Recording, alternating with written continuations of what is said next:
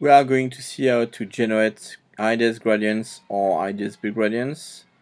First of all, we need to go to IDS applications folder and choose IDS gradients gradient generator and launch it.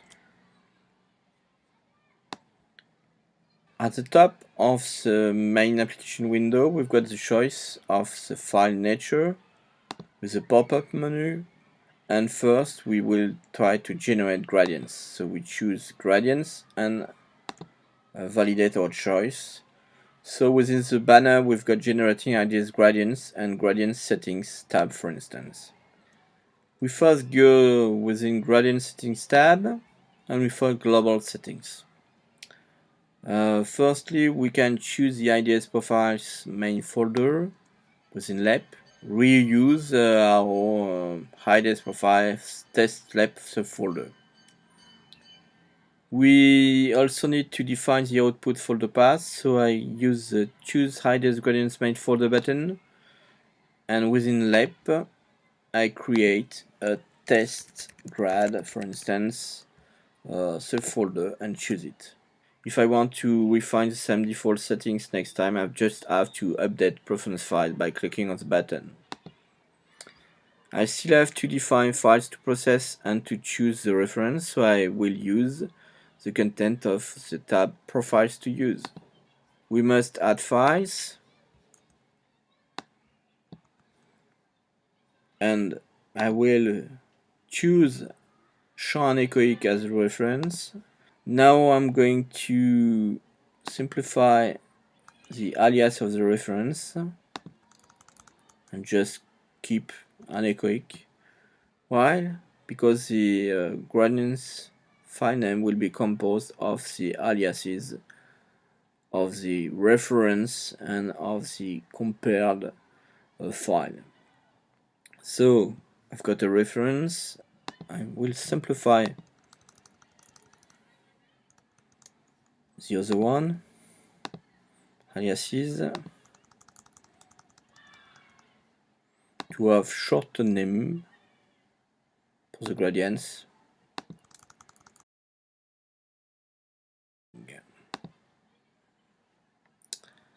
Okay, now we can perform the gradient generation because there's nothing more to define and because the launch processing button is activated.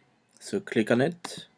It opens a finder window within the test grad subfolder, and within 0.03 seconds all 3 gradients have been performed.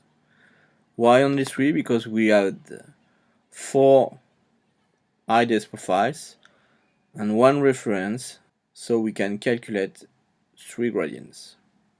Okay. If I have a look on the info window, I choose text IDS as a default application to open such files, and I modify or apply the choice to all the gradients files. Here we see that the extension for the gradients is .ids.gradient.csv. As we've got the .csv final extension, we can again open these files with something like Excel or OpenOffice, for instance. I've defined that TextEdit is the default application for the opening of such files, and we can verify that's the case. We can modify the information within such a file, but it would be rather safer to use something like Excel or OpenOffice to modify the values, because we have to take into account the fact that there are delimiters which are comma, for instance, and it's rather easy to suppress one by inadvertence. So it would be better not to use this solution to modify such files.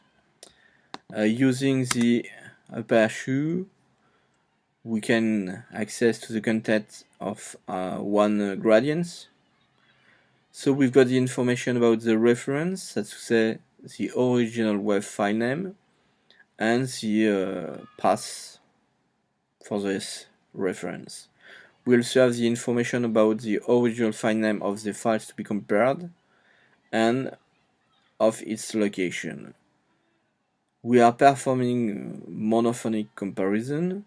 We've got the information about the number of samples for both files. Both files use the same sampling frequency. We have the same dynamic. Both used a LEP frequency mapping with the same filter length. Here is the IDS gradients. So we've got only one column because we've got monophonic files, and each line corresponds to the subband, and we've got a weight, a relative weight in relative dB. The relative weight is derivated by calculating the difference between the compared file and the reference for the chosen subband. At the end, we find the channel energy gradient, which corresponds to the difference between mean level in full-scale dB. And by switching from file to file, we can verify that they have similar information. Okay. Now we go back to the main application and we change the file nature by choosing by gradients using the pop-up menu. We validate our choice with choose file nature button. Now the banner is generating IDS by gradients and we can click on big gradient setting tabs. We need to define the IDS gradient smell folder, and within lab we are going to use test grad. And now we see here in the status bar that we need to define the output folder path. So we click on choose IDS big gradient smell folder, and within lab we define a new folder called, for instance, test bgrad, and choose it. If you want to refine the same default configuration next time, we have to use the update recent file button. We still have to define the files to compare and to choose a reference. So now we go to gradients to use tab. We add files, gradients files. We choose a reference. We do not change the aliases.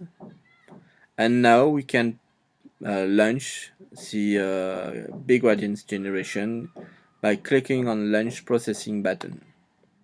It opens a Finder window within test bgrad folder, and in it we've got two files which corresponds to the two big gradients which have been performed. With the info window, we can choose text edit as default application, verify it runs for the second big gradients file. Okay. As for the IDS profile or the IDS gradients, you'd better not modify this kind of file using text edit. I do not recommend it. Using the aperture, we've got the content. As we are now considering big gradients with .ids.biggradient.csv extension, we've got the information about the gradients, that says their name, the name of the reference, the location of the reference, the name of the compared file, gradient file, and its location. We have a monophonic comparison. We refine the information about the sampling frequency and about the mapping frequency used for analysis, that's to say LEP. We only have one column because we are working on monophonic files, and for each subband we've got the information which is the difference between the gradients for the same subbands. We also have now at the end the channel energy big gradients level in full scale dB, which correspond to the subtraction of the energy gradients, mean gradients of our reference and of our compared phi and our reference. Okay, and we can switch between both gradients in order to see that we have something which is rather similar. Okay, so that's the end of the demonstration on how use ideas gradients big gradient generator to generate gradients or big gradients. So now we can quit the application by clicking on quit.